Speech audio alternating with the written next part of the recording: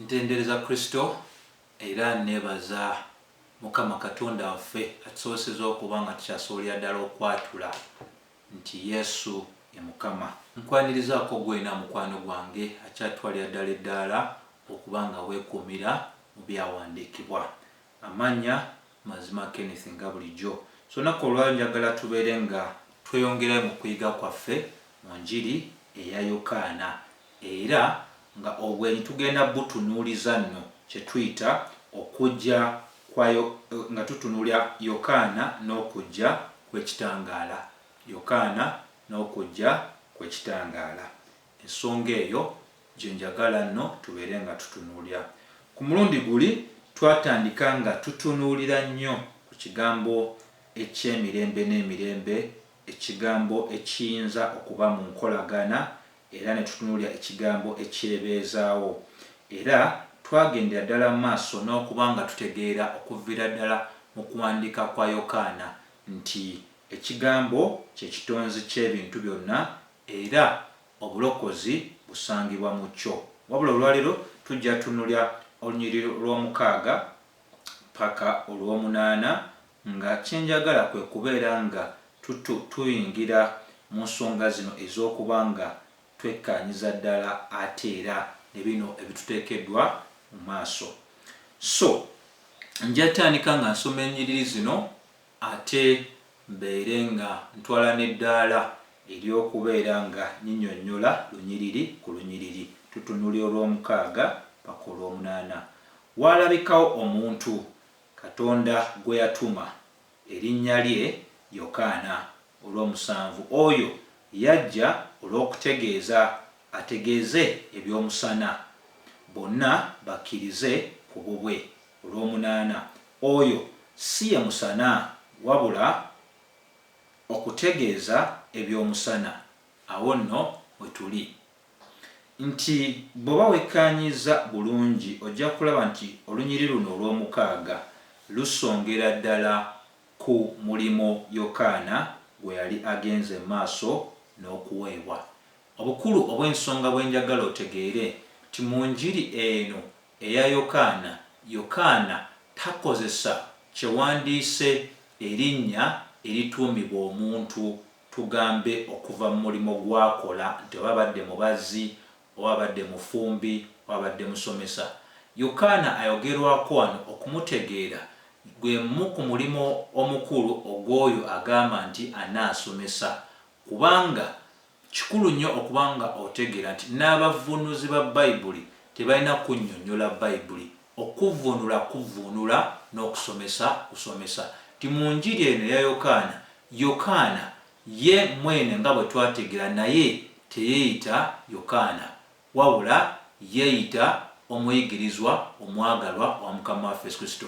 Kati ne ku mulundi guno omuntu ayogerwako wano si ye Yokaana omuwandiisi w'enjiri eno, ayogerwako wano ye Yokaana omubatiza, wabula erinnya ly'ogenda osinga okuba nga weesanga nga osisinkana muno erinnya erya Yokaana. Kati kiri eri ggwe okuba nga ofiirayo ddala okutegeera nti ayogerwako wano ye Yokaana omubatiza si Yokaana omuwandiisi ow'enjiri.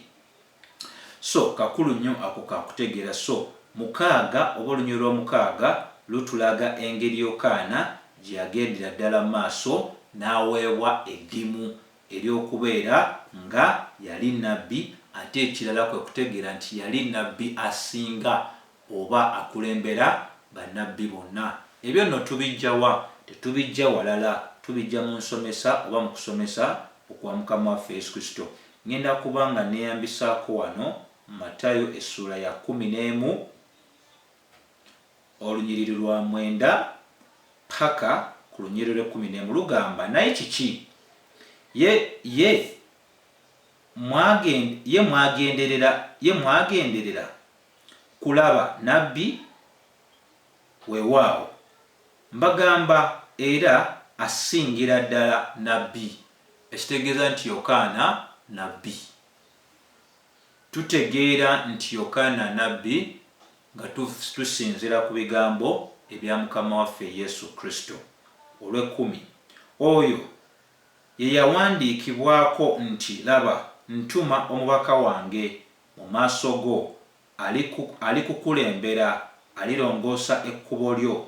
Ddala mbagamba nti teva mu bo abazaalibwa abakazi omuntu asinga Yokaana Omubatiza, naye omuto mu bwakabaka obw'omu ggulu amusinga ye. Kati okawulidde nti abakazi bazaala ne bazaala emyaka 1500 eby'endagaano enkadde, naye mu ndagaano enkadde eyamala emyaka 1500 bannabbi bonna betwa mu ndagaano enkadde teri asinga Yokaana. Kikulu nnyo okuba nga tutegeera kiki ekifuula Yokaana okuba nabbi akira ku banneebe. Ensonga teyeesigama ku butukuvu bwe, ensonga teyeesigama ku byamagero. Kubanga Yokaana essuula ey'ekumi olwanamu emu lulagira ddala nti Yokaana talina kyamagero kyonna kyakola. Ekyo nno kituzaamu amaanyi, kituwa essuubi, kubanga tuli mu biro ebikuliriza ennyo obubonero ebyamagero. Ate era kituyigiriza ti Katonda engeri gy'alabamu okusinga oba obukulu bw'omuntu ayawukanya ddala ku ffe. Mukama waffe Yesu Kristo yali asomesa mu Matayo essuula ey'16 olwokuna, yagamba guno mulembe gwa bwenzi. Omulembe ogw'obwenzi gwe gunoonya ebyamagero, era nga bweyogera mu biro biri ne kaakati bwe kiri. Bw'obanga toyina bubonero na byamagero, abantu bagamba sirika, naye tutegedde nti obukulu busukkuluma ekintu ekiyitibwa ebyamagero. Era kikulu nnyo okubanga tutegeera ti kiki ekifuula Yokaana okuba nti akira ku banneebe bannabbi ab'endagaano enkadde. Ensonga si ndala abakira mu nsonga emu, kubanga mu bonna yaweebwa omukisa ogukuba eriiso ku Mukama waffe Yesu Kristo, nti ye mwene yamulaba, ye mwene yagendera ddala mu maaso n'okuba nga amubatiza. Si nti nno yali asinga Eriya, si nti nno yali asinga Ezekieri oba Isaaya oba n'abalala nga Danyeri obutukuvu n'ensonga endala, n'ensonga eri emu nti ng'okutondebwa kw'ensi eno kwe tekunnabaawo, Yokaana yali yalondebwa okubeera nga yalibeera nga akulembera Mukama waffe Yesu Kristo. So kikulu nnyo otegeera nti buli kantu konna Yokaana ke yalina ensibuko yaako yali Katonda. Njagala kukuwaayo ebifo bya mirundi nga 2 ebiragira ddala nti buli konna Yokaana ke yalina kaali kaviira ddala mu Katonda. Kale kangateko n'ekyokusatu ekibereberye nga kiri nti erinnya lyennyini erya Yokaana lyamuweebwa Katonda, era erinnya erya Yokaana litegeeza ekirabo, kubanga ye okuba nti yali Mulevi. Bw'osoma Luka 6:1 teriyo bagande bonna abaali bayitiddwako Yokaana, naye erinnya limuweebwa kubanga Katonda bw'atyo bwe yali asiimye okubeera ng'omuntu ono amufuula ekirabo. Ekyokubiri, obuweereza bwe bwajja ng'engeri yaki oba bwava eri Katonda ng'ekirabo. Ekyo kikulu nnyo kyakutegeera. Ekyokusatu, Yokaana yazaalibwa abazadde abaali abakulu mu myaka, ng'ate ne maama we yalina obulwadde obw'obugumba. Ekyo nno nakyo kyali kiki kirabo. Yokaana mwene asomesa mu Yokaana essuula ey'okusatu olunyiriri lwa 27 ng'alaga nti kale asobola kuba ani ayinza okufuna akantu konna nga tekamuweereddwa eggulu. Yokaana yategeera ng'oggyeko okuyitibwa kwe, ng'oggyeko okuzaalibwa kwe, ng'oggyeko okuba nti yalondebwa okukulembera okujja kwa Mukama waffe Yesu Kristo, yazuulira ddala bulungi ti teri muntu ku nsi asobola kufuna akantu konna nga Katonda ow'omu ggulu si yateeseza omuntu oyo akafune.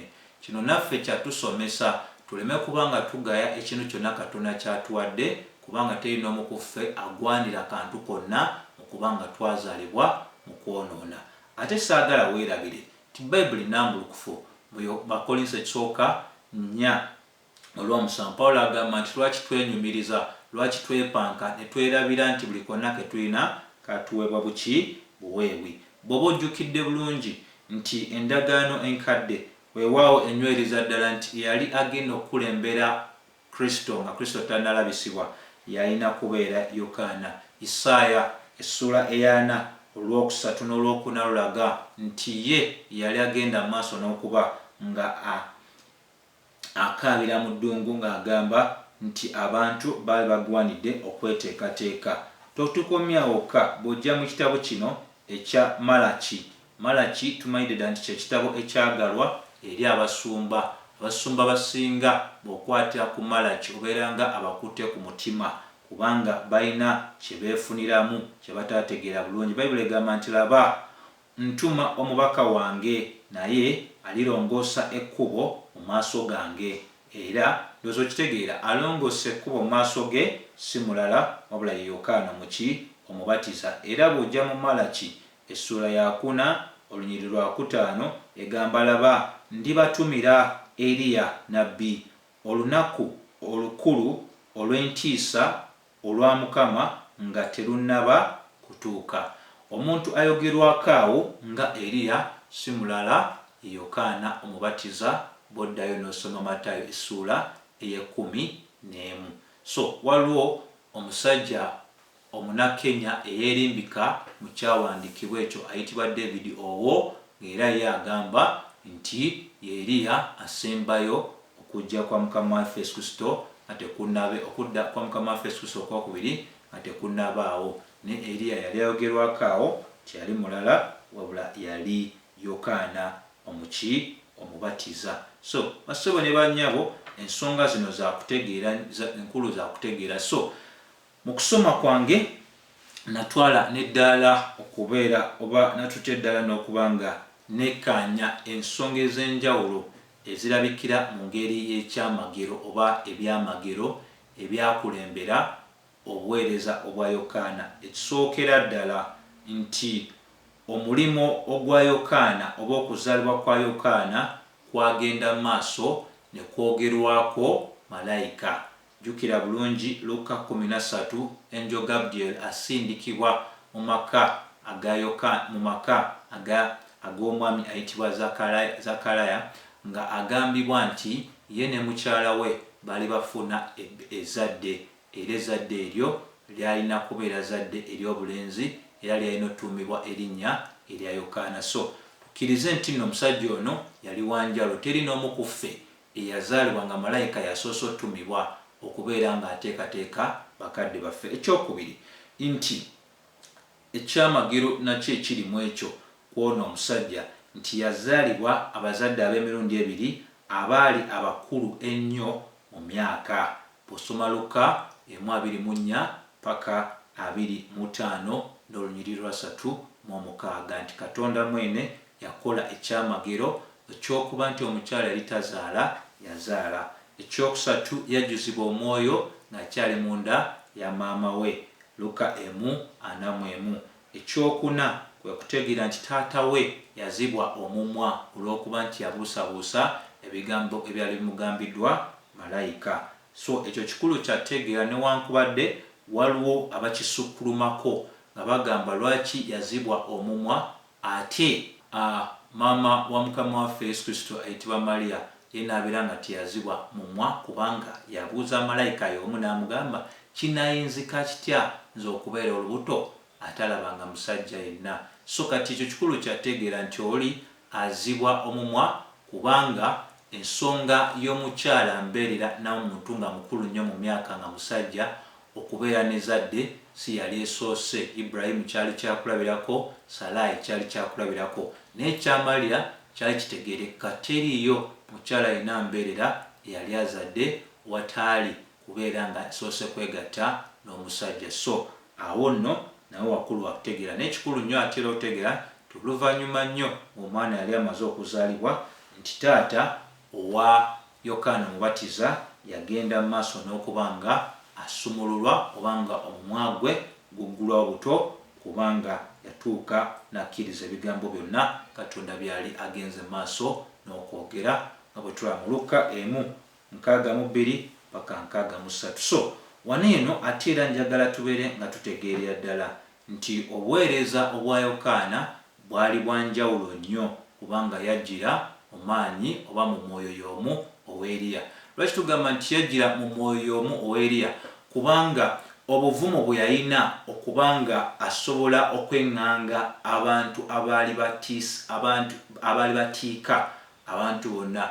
Nga kabaka Kerode yamuyimirira maaso ku maaso n'amugamba si kirungi gwe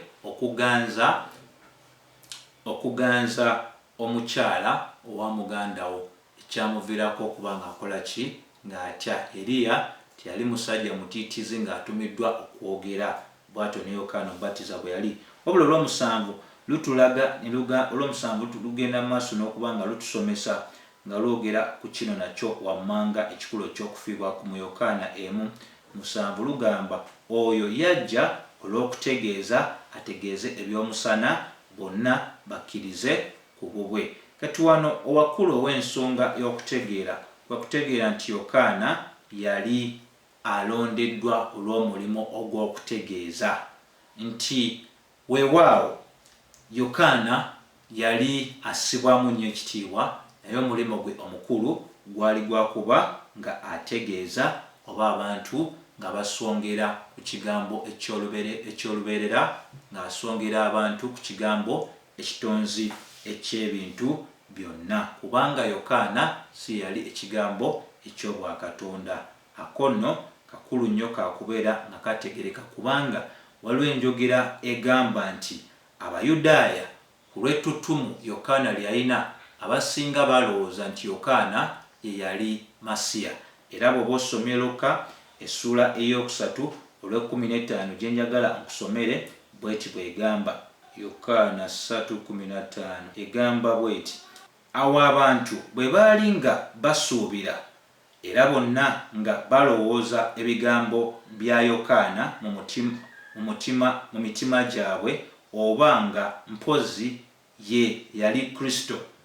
Ositegeera endowooza eyo yali ekola ki? Yaliwo. So Yokaana omuwandiisi w'enjiri awandiika nga bw'awandiika ku Yokaana okubanga alimbulula Abayudaaya bonna abalina ekirowoozo ekigamba nti Yokaana Omubatiza, kubanga ne Yokaana yennyini mu ssuula ey'omunaana olw'28 yali yabagambye dda oba yali yabategeeza dda nti ye teyali Kristo. So bikulu nnyo bino ebyokuba nga tutegeerera ddala nti omusajja ono bambi newankubadde yali watutumu, yali mwetowaze, n'alagira ddala abantu. Ffenna tujjukira Yokaana 1:29 bwe yagenda amaaso n'agamba, laba akaliga ka Katonda akamalawo ebibi by'ensi eno oba akaggyawo ebibi by'ensi eno. So ekigendererwa ekikulu ekyali ekya Yokaana kyekigendererwa kye kimu eky'enjiri eno ya Yokaana, nti obulokozi buli mu Kristo Yesu, era amaaso n'obwesige bw'abantu bwalina kubeera mu Kristo Yesu. Olunyiriri olusemberayo ddala lwe njagala tubeere nga tuggalawo nalwo lwe lunyiriri nno olwa Yokaana 1:8 olugamba nti oyo si ye musana wabula okutegeeza eby'omusana. Kati era olw'omunaana lugendera ddala mu maaso n'okuba nga lunyweza ebyo ebituweereddwa olw'okumeka olw'omusanvu. Obukulu bwe tusobola okuba oba ekikulu kisobola okufuna muno kyekino wammanga, okuba nga tuli beesigwa. Pawulo awandiika mu Bakolinso 2:5 ng'agamba nti tetwebuulira naye tubuulira Kristo. Olunaku olwaleero abantu abasinga abayitibwa ababuulizi beeyogerako nnyo nnyini ddala.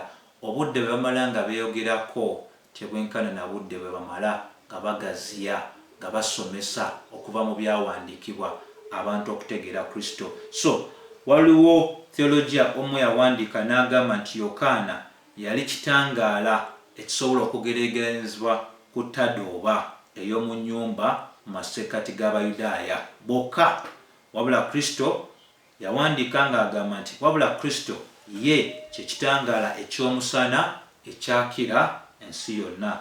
So naye mba sibigenzeemu wala, naawe osobola okutegeera nti waliwo enjawulo wakati wa ttadooba n'ekitangaala eky'omusana. So Kristo y'ensonga lwaki tubuulira, era ekiraga nti omuntu obuweereza obwo bulimu okuluŋŋamya okw'Omwoyo Omutukuvu oba obuweereza obwetadde wansi w'okuluŋŋamizibwa okw'Omwoyo Omutukuvu, kwe kubanga omuntu oyo okusomesa kwe oba obuweereza bwabwe batunuulira nnyo omulimu gwa Kristo, kubanga Omwoyo Omutukuvu mwene naye ekigendero ekikulu lwaki aweebwa kwe kubeera nga ajulira ku lwa Kristo Yesu. So tetulina ngeri yonna gye tusobola okugamba nti tulina obuweereza bwe tulekeraawo okubeera nga twogera ku mulimo ogwa Mukama waffe Yesu Kristo. So tujjukire nti bannabbi bonna Bikola Batume 43 basonga ku Yesu Kristo. Tujjukire nti abatume bennyini basonga ku Yesu Kristo. Bikola Batume 1:2 paka 22 enywereza ddala ensonga eyo. Tujjukire nti ne Yokaana mwennyini ekimuleeta olw'omunana lutugambye oyo ye si musana wabula okutegeeza eby'omuki eby'omusana. Tubuulire Kristo tuba nga tuli bakufa tuveewo, twerabirwe n'erinnya lya Kristo lijjukirwe nnyo nga George Whitfield bwe yagenda mu maaso n'okwogera. Bino nno bibadde byonna birungi, naye ate era sijja kuba nga nsukkako wano, wabula ogamba nti ekisa kya Mukama waffe Yesu Kristo nsaba kibeere eri mwe mwenna bw'anaaba asiimye tunaatandikira wano okuba nga ate tutunuulya ennyiri endala ezigoberera wano we tuli weewaawo.